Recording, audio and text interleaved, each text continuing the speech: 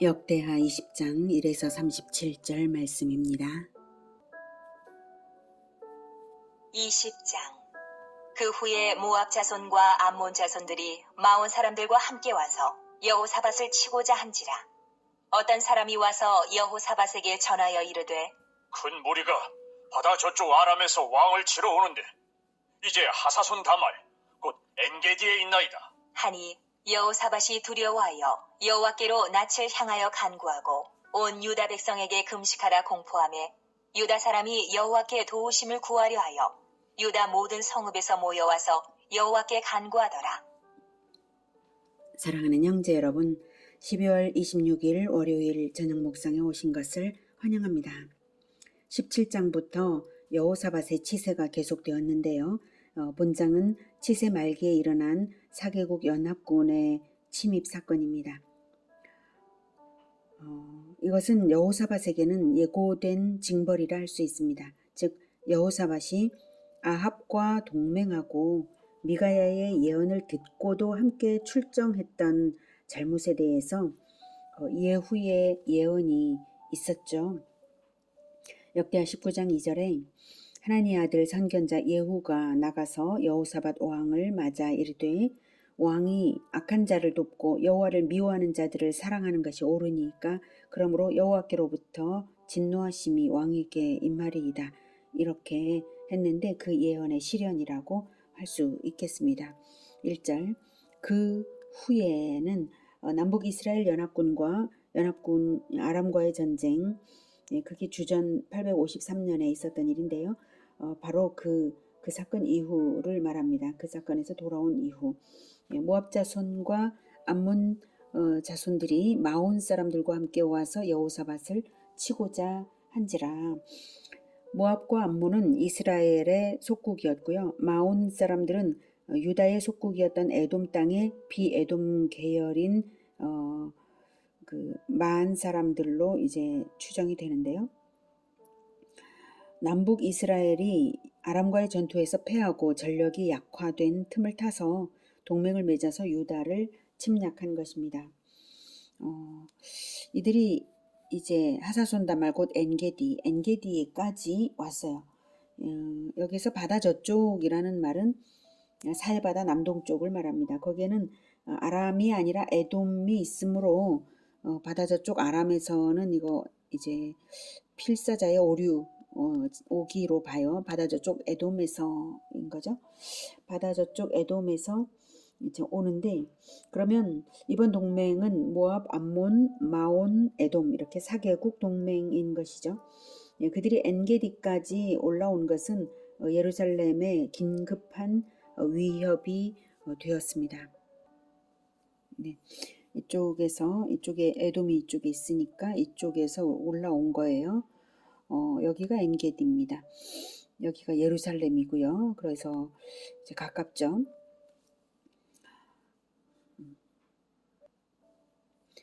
여호사밧이 두려워하여 여호와께로 낯을 향하여 간구하고 온 유다 백성에게 금식하라 공포하며 유다 사람이 여호와께 도우심을 구하려 하여 유다 모든 성읍에서 모여와서 여호와께 간구하더라. 네. 여호사밧은 이번 침입이 자신의 범죄에 대한 하나님의 징벌임을 깨달았을 것입니다. 그러므로 하나님의 도우심 없이는 결코 이 위기를 극복할 수 없다는 것도 알아차린 것이죠. 그래서 먼저 여호와께 의뢰하는 것이 승리의 비결이라는 판단 아래 비상조치로서 전국적인 금식을 선포하고 친히 하나님 앞에 엎드렸습니다.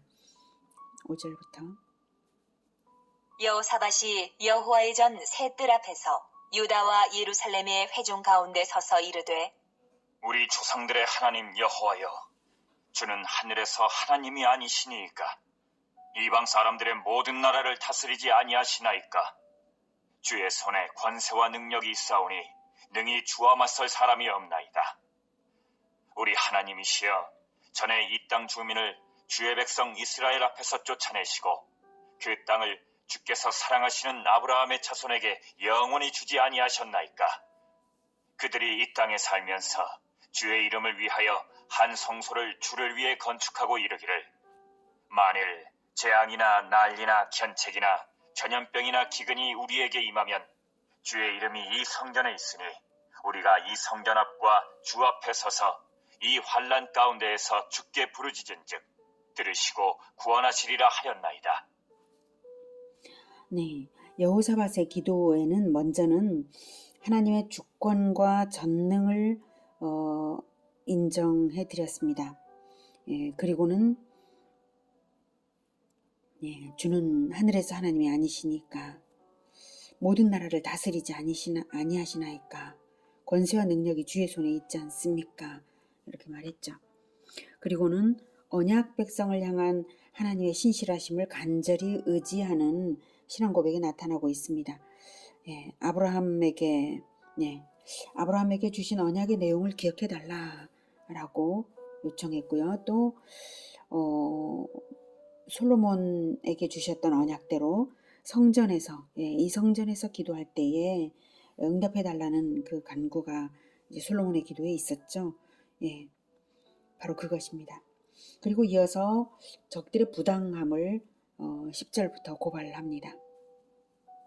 옛적에 이스라엘이 애굽 땅에서 나올 때에 암몬 자손과 모압 자손과 세일 산 사람들을 침노하기를 주께서 용납하지 아니하시므로 이에 돌이켜 그들을 떠나고 멸하지 아니하였거늘 이제 그들이 우리에게 갚는 것을 보옵소서.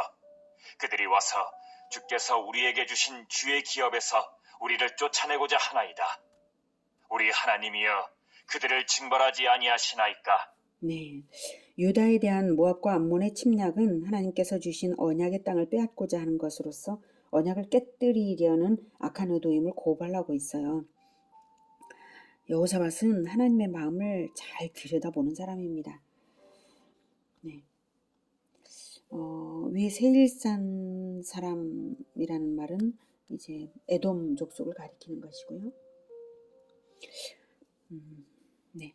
여기 이제 10절, 11절 내용은 이스라엘이 출애굽해서 가나안으로 가는 도중에 모압과 에돔은 이스라엘 백성들의 행로를 열어주지 않고 오히려 대적했는데요. 그들과의 전쟁을 하나님께서 만류하셨어요. 그래서 이스라엘은 전쟁하지 않고 하나님께 순종해서 우회했던 일이 있습니다. 그것을 말하는 이유는 하나님의 은혜로 멸망을 면하게 된 그들이 은혜를 저버리고 하나님의 백성인 유다를 침략하여서 하나님의 기업에서 쫓아내려는 배은망덕을 저지르고 있지 않습니까? 이렇게 고발하는 것입니다. 네. 그러므로 이 전쟁이 하나님의 전쟁임을 강조하고 있는 것입니다. 너무나 오래전 일이라서 이스라엘 백성들이 그런 것까지 생각 안 할 수도 있을 것 같은데 그러나 여호사밧은 하나님의 마음을 읽고 하나님께 호소하는 것이죠. 계속 보겠습니다. 우리를 치러오는 이 큰 무리를 우리가 대적할 능력이 없고 어떻게 할 줄도 알지 못하옵고 오직 주만 바라보나이다.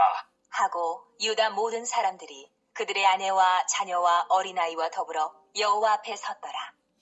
사실 여호사밧에게는 116만의 대군이 있었습니다. 아람과의 전쟁에서 일부 잃었다 해도 여전히 대군이었을 테지만 여호사밧은 하나님 앞에서 먼저 자기 자신을 부정하는 신앙 고백으로서 호소하고 있는 것입니다. 이번 동맹군의 침입이 자기의 범죄에 대한 하나님의 징계라는 사실을 알았기 때문에 하나님의 도우심 없이는 결코 이길 수 없다고 생각했기에 이렇게 겸손한 기도를 할 수 있었을 거예요.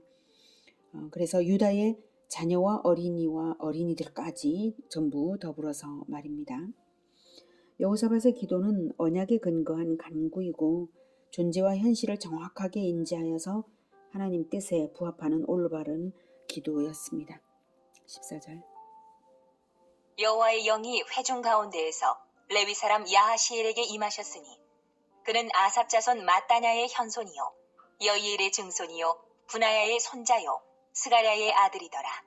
야하시엘이 이르되 온 유다와 예루살렘 주민과 여호사밧 왕이여 들을지어다. 여호와께서 이같이 너희에게 말씀하시기를 너희는 이 큰 무리로 말미암아 두려워하거나 놀라지 말라. 이 전쟁은 너희에게 속한 것이 아니요 하나님께 속한 것이니라. 여호사밧의 기도에 하나님은 즉각 응답을 하시는데요. 야하시엘에게 임하셔서 알리십니다. 한편 야하시엘은 다윗의 3악사 중 하나인 아삽의 5대 손으로서 그의 계보 5대조까지 언급해주고 있죠. 그것은 여호와의 신이 그에게 우연히 임한 것이 아니라 그의 혈통 자체가 하나님의 신실한 종의 가문이었기 때문임을 보여주고 있는 것입니다. 선지자 가문인 것이죠. 야하시엘은 다윗이 했던 바로 그 말로써 안심시킵니다. 네, 이 전쟁은 너희에게 속한 것이 아니요 하나님께 속한 것이니라. 하나님만 절대적으로 의지하라는 말씀이죠. 아멘. 16절. 내일 너희는 그들에게로 내려가라. 그들이 시스 고개로 올라올 때에 너희가 골짜기 여기 여루엘 들 앞에서 그들을 만나려리와 이 전쟁에는 너희가 싸울 것이 없나니 대열을 이루고 서서 너희와 함께한 여호와가 구원하는 것을 보라. 유다와 예루살렘아 너희는 두려워하지 말며 놀라지 말고 내일 그들을 맞서 나가라. 여호와가 너희와 함께하리라 하셨느니라. 하매 네, 하나님께서 16절에 내일 너희는 그들에게로 내려가라 하신 명령은 전투 명령이 아닙니다. 이 전쟁에는 너희가 싸울 것이 없다고 분명하게 말씀하십니다. 그저 여호와의 구원을 구경만 하라는 것입니다. 구경만 하는데 대열을 지어서 네, 구경하는데 대열을 지어서 구경하래요. 자, 그리고 이제 이적을 베풀겠다는 말씀입니다. 너희들이 싸울 것이 없다고 하시니까요. 홍해 기적이나 기드온의 300용사 때와도 같은 그런 기적을 베푸시겠다는 의미죠. 쉽게 믿어지지 않을 수 있는데요. 이럴 때 잘 믿어야죠. 분명히 들었으니까요. 18절. 여호사밧이 몸을 굽혀 얼굴을 땅에 대니 온 유다와 예루살렘 주민들도 여호와 앞에 엎드려 여호와께 경배하고 그아 자손과 고라 자손에게 속한 레위 사람들은 서서 심히 큰 소리로 이스라엘 하나님 여호와를 찬송하니라. 여호사밧과 유다 사람들은 예언을 듣고 믿었어요. 그래서 경배하고 심히 큰 소리로 이스라엘 하나님 여호와를 찬송했는데요. 이제 행동으로도 그 믿음에 부합되게 해야 하겠죠. 이에 백성들이 아침에 일찍 일어나서 드고와 들로 나가니라. 나갈 때에 여호사밧이 서서 이르되 유다와 예루살렘 주민들아 내 말을 들을지어다. 너희는 너희 하나님 여호와를 신뢰하라. 그리하면 견고히 서리라. 그의 선지자들을 신뢰하라. 그리하면 형통하리라. 하고 백성과 더불어 의논하고 노래하는 자들을 택하여 거룩한 예복을 입히고 군대 앞에서 행진하며 여호와를 찬송하여 이르기를 여호와께 감사하세. 그의 인자하심이 영원하도다. 하게 하였더니 그 노래와 찬송이 시작될 때에 여호와께서 복병을 두어 유다를 치러 온 암몬 자손과 모압과 세일산 주민들을 치게 하심으로 그들이 패하였으니 곧 암몬과 모압 자손이 일어나 세일산 주민들을 쳐서 진멸하고 세일 주민들을 멸한 후에는 그들이 서로 쳐 죽였더라. 믿음을 굳건히 하는 것이 첫째 비결임을 여호사밧은 알았기 때문에 백성들의 믿음을 더욱 세우기 위해서 격려의 말을 먼저 했어요. 네, 너희는 너희 하나님 여호와를 신뢰하라. 네. 그리하면 견고히 서리라. 그의 선지자들을 신뢰하라. 그리하면 형통하리라. 이렇게 격려하는 말을 하고는요. 이제 두려움을 버리고 믿음으로 행하되 반발하는 자들이 있으면 안 되잖아요. 그래서 백성과 더불어 의논하고 찬양대를 앞세워서 찬양을 했어요. 이렇게 백성과 더불어서 동의를 얻으면 그 다음 반발을 안 하잖아요. 백성들이. 이제 찬양대를 앞세운 것은 참으로 또 지혜로운 것입니다. 예언자도 찬양대 소속의 선지자였고요. 네, 또한 백성들의 믿음을 견고히 하는 데에 찬양이 중요한 몫을 하죠. 그리고 찬양대를 앞세우는 기이한 행적으로서 백성들의 뇌리에 이 전쟁에서 하나님께서 행하신 것을 분명하게 기억하고 일생 잊지 못할 구원 체험이 될 것이었습니다. 하나님과 호흡을 딱딱 맞춘 그러한 지도였습니다. 그리고 찬양도 감사 찬송을 합니다. 그의 인자하심이 여호와께 감사하세. 그의 인자하심이 영원하도다. 하나님의 구원 행위도 절묘하게 타이밍을 맞추셨습니다. 그 노래와 찬송이 시작될 때에 여호와께서 복병을 두어 유다를 치러 온 암몬 자손과 모압과 세일산 주민들을 치게 하심으로 그들이 패하였다라고 하시죠. 적들은 자기들끼리 내분이 일어나서 격전을 벌이도록 하나님께서 섭리하신 것입니다. 이때 복병을 두셨다고 하는데요. 그 복병이 어느 군대인지는 정확히 알 수는 없습니다. 유다 군인은 절대 아니죠. 그것밖에는 알 수 없지만 아무튼 하나님께서는 복병을 이용하셔서 그들 자신의 분열과 자멸을 이끄신 것입니다. 그 복병은 아마도 그 네 군대 중 한 나라였을 것입니다. 그래서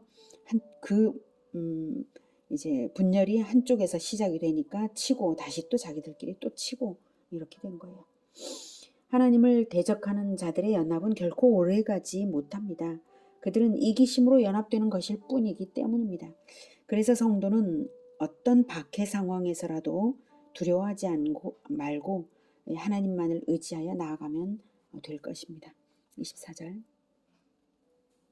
유다 사람이 들망대에 이르러 그 무리를 본즉 땅에 엎드러진 시체들 뿐이요 한 사람도 피한 자가 없는지라. 여호사밧과 그의 백성이 가서 적군의 물건을 탈취할세. 본즉 그 가운데에 재물과 의복과 보물이 많이 있으므로 각기 탈취하는데 그 물건이 너무 많아 능히 가져갈 수 없을 만큼 많으므로 사흘 동안에 거두어들이고 넷째 날에 무리가 브라가 골짜기에 모여서 거기서 여호와를 송축한지라. 그러므로 오늘날까지 그곳을 브라가 골짜기라 일컫더라. 유다와 예루살렘 모든 사람이 다시 여호사밧을 선두로하여 즐겁게 예루살렘으로 돌아왔으니 이는 여호와께서 그들이 그 적군을 이김으로써 즐거워하게 하셨습니다. 그들이 비파와 수금과 나팔을 합주하고 예루살렘에 이르러 여호와의 전에 나아가니라. 이방 모든 나라가 여호와께서 이스라엘의 적군을 치셨다 함을 듣고 하나님을 두려워함으로 여호사밧의 나라가 태평하였으니 이는 그의 하나님이 사방에서 그들에게 평강을 주셨음이더라. 하나님의 주권적인 간섭이 이렇게 이적으로 나타나서 유다군은 그냥 앉아있다가 전리품을 3일간이나 날라서 챙기고 즐거운 찬송만 했습니다. 기가 막힌 일이죠. 게다가 유다 사면 국가들에게 두려움을 주셨으므로 유다에는 태평이 이어지게 하셨습니다. 18, 19장에서 남북연합군이 아람에게 패할 때와는 정반대의 상황입니다. 하나님을 의뢰할 때에는 군사력이나 전술에 관계없이 승리를 얻고 세상적 자구책이나 자신의 군사력을 의지할 때는 대패하는 것을 분명히 보여주신 것입니다. 전쟁의 주관자 하나님에 대한 태도에 따라 승패가 결정되는 것입니다. 이로써 각 왕과 백성들이 하나님께 순종할 때는 축복과 평화가, 그렇지 않을 때에는 고통과 질고가 있다는 것과 나아가 하나님께서는 한 번 주신 다윗 언약의 말씀대로 다윗 가문의 혈통을 타고 오실 메시아에게까지 이스라엘의 역사가 이어지도록 보호하시고 계심을 당시 예루살렘 귀요한 공동체에게 분명히 이것을 가르치고 있는 것입니다. 31절부터는 여호사밧 치세에 대한 총평입니다. 여호사밧이 유다의 왕이 되어 왕위에 오를 때에 나이가 35세라. 예루살렘에서 25년 동안 다스리니라. 그의 어머니의 이름은 아수바라, 시리의 딸이더라. 여호사밧이 그의 아버지 아사의 길로 행하여 돌이켜 떠나지 아니하고 여호와 보시기에 정직하게 행하였으나 산당만은 철거하지 아니하였으므로 백성이 여전히 마음을 정하여 그들의 조상들의 하나님께로 돌아오지 아니하였더라. 부친 아사의 초기 행적인 신앙개혁을 따랐던 것은 칭찬을 하고 있어요. 그런데 결정적으로 아쉬운 점은 산당 제거를 하지 않았던 사실입니다. 이 점은 성경이 여러 번 다른 왕들에 대해서도 아쉬움을 나타내며 언급한 부분이므로 우리가 중요한 포인트로 보고 하나님의 뜻을 알아차려야 합니다. 바로 이게 산당의 유적인데요. 성소가 있고 지성소가 있습니다. 지성소의 입구에서 찍은 사진에 보면 분향단이 2개가 있습니다. 요런 이 부분이 이제 분양하는 분양단이죠. 그리고 지성소 안에 2개의 석상이 있습니다.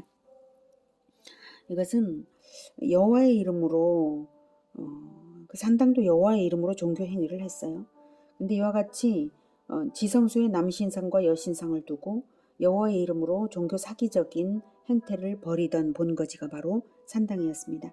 하나님께서는 이미 모세 시대에 산당을 헐라는 명령을 주신 바가 있습니다.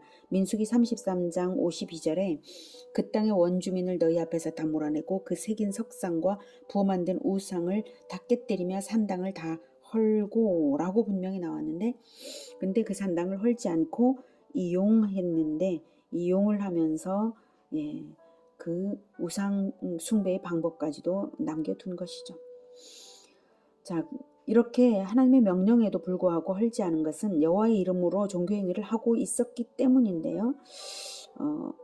신앙개혁을 했는데도 헐지 않은 이유는 여호와의 이름으로 종교행위를 하고 있었기 때문인데요. 사실 여호와의 이름으로 하고 있기 때문에 더욱 가증한 행태임에도 불구하고 속고 있었던 것이죠. 이 산당이 백성들의 마음을 온전히 하나님께로 돌아오지 못하게 했는데요. 그것은 백성들이 율법을 제대로 알지 못했기 때문에 속고, 그것이 계속 속임이 계속 갔던 것입니다.